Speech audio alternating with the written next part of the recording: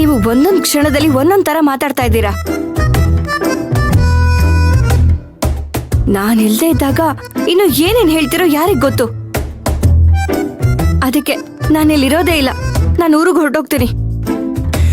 ಈ ನಿರ್ಧಾರ ನಮ್ಮದಲ್ಲ, ನಿಮ್ಮ ದೊಡ್ಡ ಯಜಮಾನ್ರದು. ಬೇಕಿದ್ರೆ ಹೋಗಿ ಮಾತಾಡ್ಕೊಳ್ಳಿ. ಆದ್ರೆ ಸದ್ಯಕ್ಕೆ ನೀವು ಪ್ರೆಗ್ನೆಂಟು ಅನ್ನೋ ನಾಟಕನ ಮುಂದುವರಿಸಿ. ಎಲ್ರು ನಿಮಗ್ ಸೇವೆ ಮಾಡ್ತಾರೆ, ಮಾಡಿಸ್ಕೊಳ್ಳಿ, ಖುಷಿಯಾಗಿರಿ. ಅದೆಲ್ಲ ಏನು ಬೇಡ.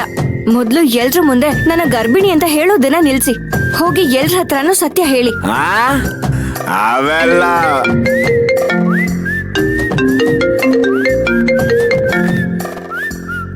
ಹಲೋ ಸರ್, ನೀವು ಟೆಂಡರ್ ಮೀಟಿಂಗ್ಗೆ ಪಾರ್ಟಿಸಿಪೇಟ್ ಮಾಡಬಹುದು. Thank you, thanks a lot. I'll get back to you on this. Yeah, ನೋಡ್ರಿ ರೀ, ಸುಮ್ನೆ ಬಾಯಿ ಮಾತಿಗೆ ಮಗು ಬರ್ತಿದೆ ಅಂತ ಹೇಳಿದ್ದಕ್ಕೇನೆ ಗುಡ್ ನ್ಯೂಸ್ ಬಂತು. ಇನ್ನ ನಿಜ ಏನಾದ್ರೂ ಆಗೋಗ್ಬಿಟ್ರಿ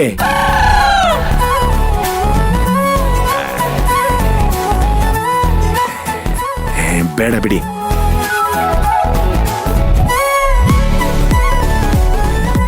ಈ ಸದ್ಯಕ್ಕಂತೂ ನಾನೇನು ಹೇಳಕ್ಕಾಗಲ್ಲ. ನೀವು ಹಾಗೆ ಮೇಂಟೈನ್ ಮಾಡ್ಬಿಡಿ. ಹಾ ಹಾ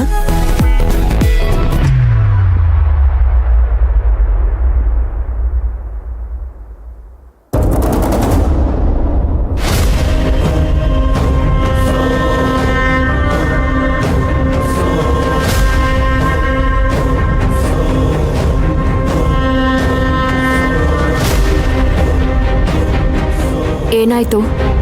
ಮತ್ತೆ ಔಷಧಿ ಬಗ್ಗೆ ಏನಾದ್ರು ಕೇಳಿದ್ರಾ? ಇಲ್ಲ ಮೇಡಮ್, ಸದ್ಯಕ್ಕೆ ಯಾರು ಅದ್ರ ಬಗ್ಗೆ ತಲೆ ಕೆಡಿಸ್ಕೊಂಡಿರೋ ಆಗಿಲ್ಲ. ಈಗ ಎಲ್ಲಾರ ಯೋಚನೆನೂ ಮಯೂರಿ ಹೊಟ್ಟೆಲಿರೋ ಮಗು ಮೇಲೆ. What a silly joke. ಅಲ್ಲ, ಆ ಮನೆಯವರೆಲ್ಲ ಅಷ್ಟೊಂದು ದಡ್ರ. ಅವಳ ಹೊಟ್ಟೆನಲ್ಲಿ ಮಗುನೇ ಇಲ್ಲ ಅಂದ್ಮೇಲೆ ಅದ್ರ ಬಗ್ಗೆ ಯೋಚನೆ ಯಾಕೆ ಮಾಡ್ತಿದ್ದಾರೆ? ಅದೇ ನನಗೂ ಗೊತ್ತಾಗ್ತಾ ಇಲ್ಲ ಮೇಡಮ್. ಆದ್ರೆ ಅಮ್ಮೋರ್ ಬಿಟ್ಟು ಎಲ್ಲರೂ ಅವಳ ಮೇಲೆ ಎಷ್ಟು ಕೇರ್ ತಗೊಂತಾ ಇದ್ದಾರೆ ಅಂದ್ರೆ ಅದನ್ನ ನನ್ನ ಕೈಲಿ ನೋಡಕ್ಕಾಗ್ತಾ ಇಲ್ಲ. ಅದ್ರಲ್ಲೂ ಆ ಸಮಂತ ಮೇಡಮ್, ಅವಳ ಕೈಲಿ ಏನು ಕೆಲಸ ಮಾಡಿಸ್ಬೇಡ, ಏನು ಭಾರವಾದ ವಸ್ತುನ ಎತ್ತಿಸ್ಬೇಡ, ಅವಳು ಫುಲ್ಲು ರೆಸ್ಟಲ್ಲಿ ಇರ್ಬೇಕು ಅಂತ ಹೇಳಿದ್ರು. ನೀವೇನಾದ್ರೂ ಕೆಲಸ ಮಾಡಿಸಿದ್ರೆ ನಿಮ್ಮನ್ ಕೆಲ್ಸದಿಂದ ತೆಗೆದ್ಬಿಡ್ತೀನಿ ಅಂತ ಹೇಳಿದ್ರು. ಅವ್ರ ಮುಂದೆನೆ ಮಯೂರಿ ನಾನ್ ಗರ್ಭಿಣಿ ಅಲ್ಲ ಅಂದ್ರು. ನಂಬ್ತಾನೆ ಇಲ್ಲ.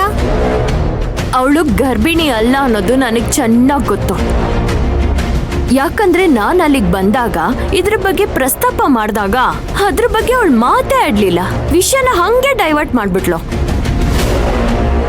ಇದ್ರಲ್ಲೇ ಗೊತ್ತಾಗತ್ತೆ ಅವಳು ನಿಜ ಹೇಳ್ತಾ ಇದ್ರು ಆ ಮನೆಯವ್ರು ನಮ್ದೆ ಬೇರೆ ಏನೋ ಕತೆ ಕಟ್ತಾ ಇದ್ದಾರೆ ಅಂತ. ಐ ಥಿಂಕ್ ರಾಜೇಶ್ವರಿ ಒಬ್ರನ್ನ ಬಿಟ್ಟು ಮನೆಯವ್ರು ಎಲ್ರೂ ಮಯೂರಿಗೆ ಸಪೋರ್ಟ್ ಮಾಡ್ತಿದ್ದಾರೆ. ಹೌದು ಮೇಡಮ್, ರಾಜೇಶ್ವರಿ ಅಮ್ಮವ್ರಿಗೆ ಇವಳ ಮುಖ ನೋಡಿದ್ರೇನೆ ಆಗೋದಿಲ್ಲ. ಈ ಕೆಲ್ಸದವಳು ನಮ್ಮನೇಲಿ ಇರೋದೇ ಅಗೌರವ, ಇವಳು ಸೊಸೆ ಆಗೋದಕ್ಕೆ ಲಾಯಕೇ ಇಲ್ಲ, ಇವಳು ನನ್ನ ಅಂತಸ್ತಿಗೆ ಗೌರವಕ್ಕೆ ಸಮನಾದವಳು ಅಲ್ವೇ ಅಲ್ಲ ಅಂತ ಅವ್ರ ಮನ್ಸಲ್ಲಿ ಕೂತ್ಕೊಂಡ್ಬಿಟ್ಟಿದೆ. ಅದಕ್ಕೆ ಇವಳು ನಮ್ಮ ಮನೆ ಬಿಟ್ಟು ಓಡಿಸ್ಬೇಕು ಅಂತ ಕಾಯ್ತಾ ಇದ್ದಾರೆ. ರಾಜೇಶ್ವರಿ ಮೊದ್ಲಿಂದಾನು ನನ್ ಟೀಮೇ ಬಿಡು. ಅವರಿಗೆ ನಾನಂದ್ರೆ ತುಂಬಾ ಇಷ್ಟ. ಅವ್ರು ನನ್ನನ್ನ ಮೊದಲನೇ ಸಲ ನೋಡಿದಾಗ ನಾನೇ ಅವ್ರ ಮನೆ ಸೊಸೆ ಆಗ್ಬೇಕು ಅಂತ ತುಂಬಾ ಆಸೆ ಪಟ್ಟಿದ್ರು. ಈ ತಾರಕ್ ಉಲ್ಟಾ ಹೊಡಿಲಿಲ್ಲ ಅಂದಿದ್ದಿದ್ರೆ ಅವ್ರ ಮನೆ ಮುದ್ದಿನ ಸೊಸೆಯಾಗಿ ನಾನಿರ್ತಿದ್ದೆ.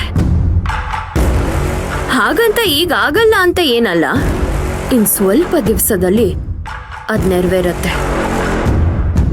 ರೇಣುಕಾ, ರಾಜೇಶ್ವರಿ ಏನೋ ನಮ್ ಕಡೆ ಅಂತ ಆಯ್ತು, ಆದ್ರೆ ಆ ಸಮಂತ ಹೇಗೆ? ಅವಳು ಅವ್ರ ಅಮ್ಮನ್ ತರನೇ ಆಡ್ತಿದ್ದಾಳ? ಇಲ್ಲ ಮೇಡಮ್, ಅವ್ರು ಒಂಥರ 6 ಕೊಟ್ರೆ ಅತ್ತೆ ಕಡೆ, 3 ಕೊಟ್ರೆ ಸೊಸೆ ಕಡೆ ಅನ್ನೋ ಹಾಗೆ. ಅಮ್ಮೋರ್ ಮುಂದೆ ಮಯೂರಿ ಮೇಲೆ ಕೋಪ ಇರೋ ಹಾಗೆ ನಡ್ಕೊಂತಾಳೆ.